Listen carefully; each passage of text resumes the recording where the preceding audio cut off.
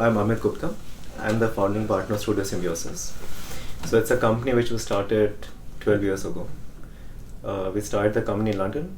Now London office is no longer there, but we have offices in south of Germany, in Stuttgart, and in Delhi and Bombay. In the office, we have around 60 architects working in the 3 locations. And currently, we're doing around 45 projects, which range from master plans, housing, train stations. We're doing the second biggest eco park in the world right now in Delhi. Then also we're a design-based firm. The background is that after my bachelor's, I did a master's in AA. So the 2 partners, Britta is also here. So we both have a similar trajectory. Then we worked with Zaha for around 4.5 years, 5 years. And then we decided to start our company.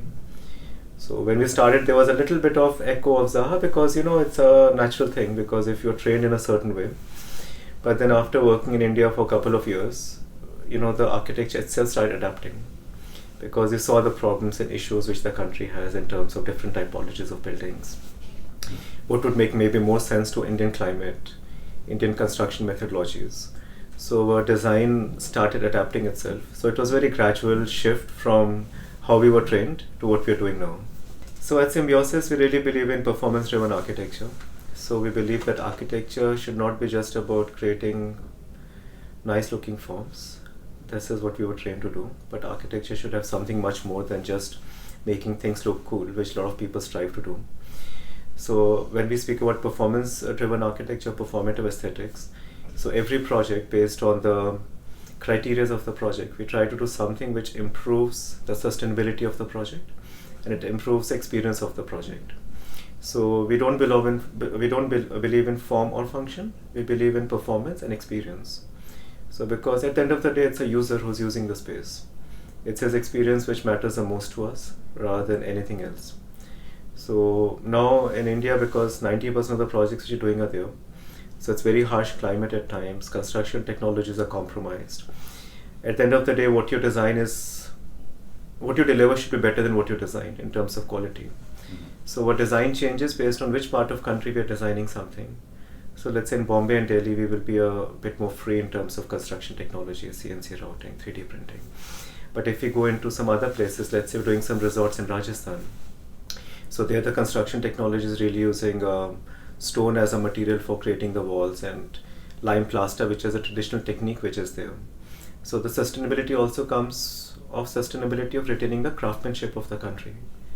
Because India has a very rich history of craftsmanship, but because of all the machining and technology and international style of architecture, it's disappearing. So soon our Indian craftsmanship will disappear.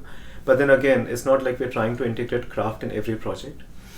There's local artisans, but it's really like project by project we have to decide which project fits where and what are the parameters which we can work with to create this performance and sustainability criteria in the projects.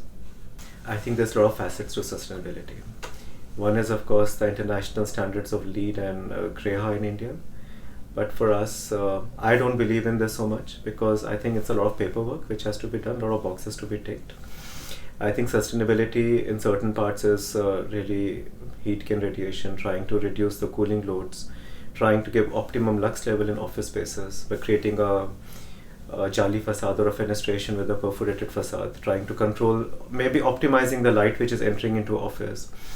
When we are doing let's say we did a smart lounger, which is a piece of furniture. So their sustainability was least wastage of material.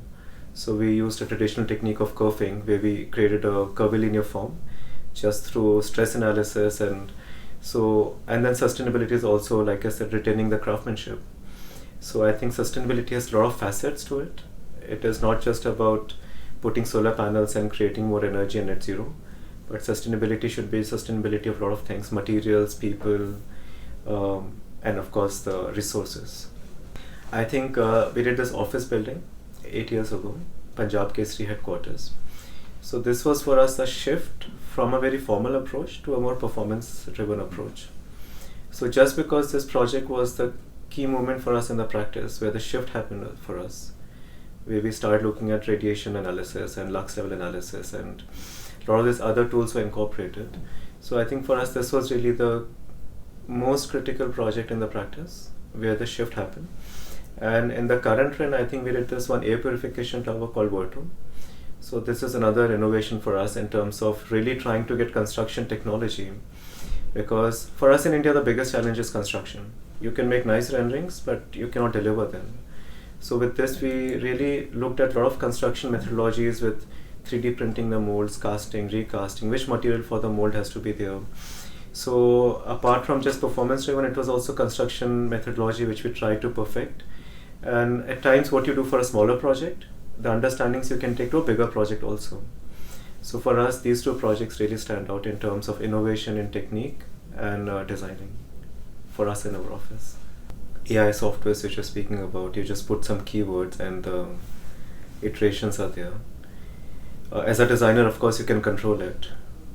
But I don't have a clear answer to this, because it can be either very good for the profession or it can hurt the profession very badly also. It can go either way right now. So it's really about, on Instagram actually once I posted, it's a double-edged sword. Is it a tool for architects to design, or is it going to really, is it the end of architecture as we know it? So I think as architects, we always embrace technology. The best thing is not to be scared of it, but just to embrace it and try to push the limits. Because at the end of the day, it's really about creating designs and creating. But I think there are some limitations which they're also overlooking. Like soon it will be a different realm altogether. I know there's some companies which are also developing to take this DALI and Discord into 3D imagery. It will not be just 2D, but they will soon transform this into 3D also. When we first started in India 12 years ago, people did not know CNC routing, they did not know GRC, they did not know 3D printing. A lot of these things were not known. But in the last 12 years, you find a 3D printer everywhere. A lot of these things are happening. But still, I think to embrace this, I think India is 20 years behind in terms of how we construct in Europe and how we construct here. But then a lot of BIM modeling is now becoming a mandate for projects which are upcoming. Maybe more for construction management. But this is, let's say, the management side of the project. But construction side, we are still using concrete. Concrete is a choice of material for every single project. CLT is not a preference because we cannot do deforestation in India. And then the carbon footprint is very high if you bring materials from outside. So construction technology is evolving, but I think to reach a robotic level or very high precision will take very long time. Just because, see, the difference is in India, the labor is very cheap. The construction workers are very cheap when it comes to daily wages, which is not the case in Europe. So if you look at a robotic production technique to a person doing it, maybe the price difference is not so much. But in India, the price difference is enormous. It's like enormous. So I think to somehow bridge this digital and physical will take some time in India.